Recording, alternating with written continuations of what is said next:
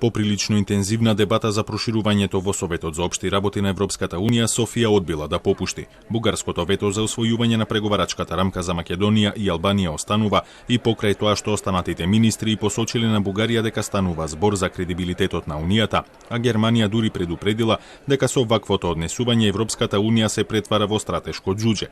Но бугарскиот министер обстојувал на ставот дека станува збор за европски проблем и дека Унијата не ја разбира длабочината на проблемот. Подоцна германскиот министер за надворешни работи преку Твитер порача билатералните прашања да се решаваат билатерално без да се блокира напредокот на целата Унија.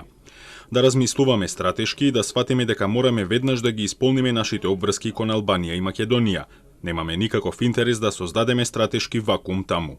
Повеќе министри изразија подршка и побараа да не се блокираат овие две земји со оглед на постигнатиот реформски напредок кој треба да биде награден.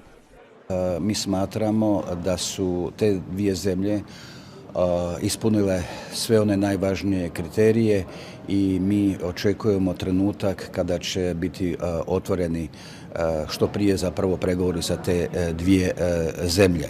And in this case it is extremely important to finally start the negotiations with both North Macedonia and Albania.